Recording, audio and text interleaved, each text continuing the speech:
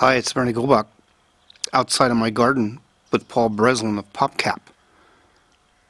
His work with games companies is important for the games flaw, and as the Sunday Times Culture magazine points out, social games are money spinning, and Ireland's a big player. It's all part of the stories that are inside the Sunday Times, Sunday Business Post. You're listening to me. My name is Bernie Goldbach. I blog at www.insideview.ie, and I tweet at topgold. You can see some hairs here.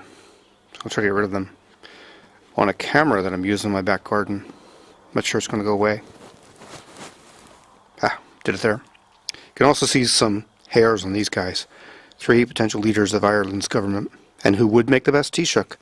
The public says Micheál Martin. The public also likes Eamon Gilmore. But the way Irish politics works, if you vote for Labour, you get this guy to run the country. You have to read the papers, understand that in Ireland, the way the list system works, or not the list system, but this proportional representation works.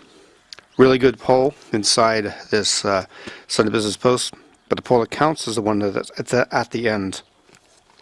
Inside the paper, Cliff Taylor makes an interesting observation in that confidential information from the Ministry of Finance shows that the Minister for Finance was warned about pro-cyclical fiscal action, but as we know, ministers don't read. They have to be told while they're out shaking hands that there's stuff to be concerned about. Inside the paper, concerns about trust, freedom of information, and startup money that I'm flagging. Trust. Edelman revealed their trust barometer, and quite interesting stuff pointed out there.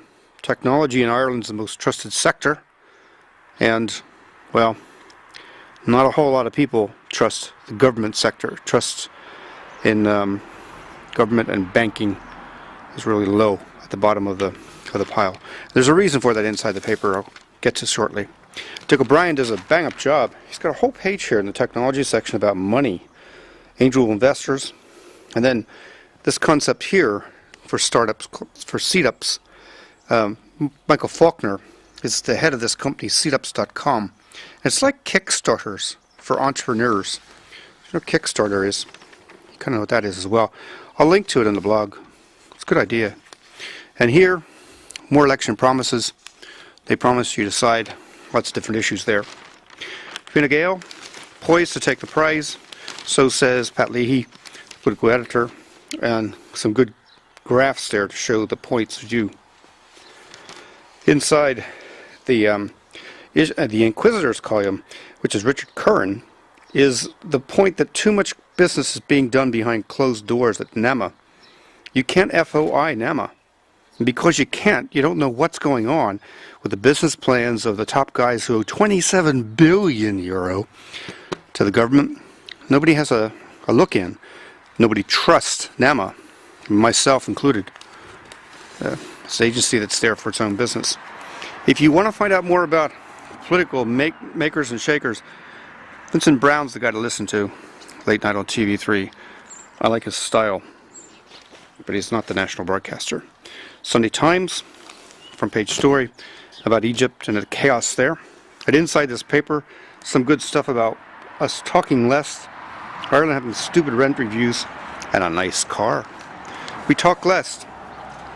People don't talk as much. It'd be interesting to see what the real data show in Ireland. The fact of the matter is, the iPhone has driven a lot of people to using the phone as a small computer. And the effect is that income from broadband access, mobile broadband access, is rising more than 20% a year, according to Ender's analysis. The article is by James Aston, pointing out that Dan Rose from Facebook says its mobile usage is just jumping dramatically month on month.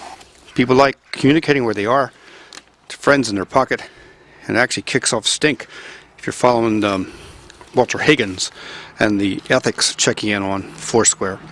Damien Kyberd says that retailers have to be unshackled from rent misery. It's a competition issue. Only Ireland and the UK persist with long leases containing upward-only rent reviews. And because of that, nice restaurants, some small retail shops are being driven out of business across Ireland. Too tired, too wired to talk like a human It's a story by John Harlow. It's actually a book.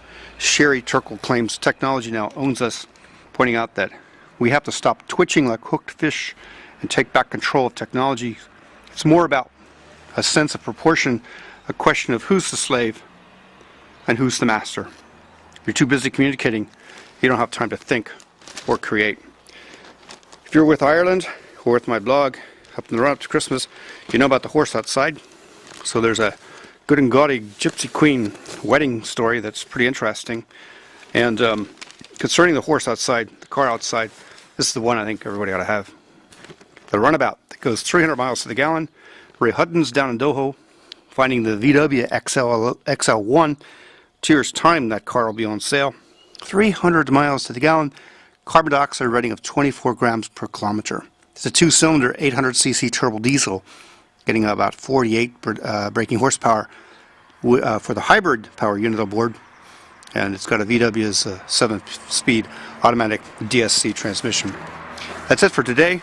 We've got weeds to pull and soil to carve out for bulbs to plant in a garden that remains wintry. Hope you're enjoying your weekend. Check back next week for more from www.insideview.ie. Or just look at the photos. Flickr.com/photos/Irish Eyes. Bye for now.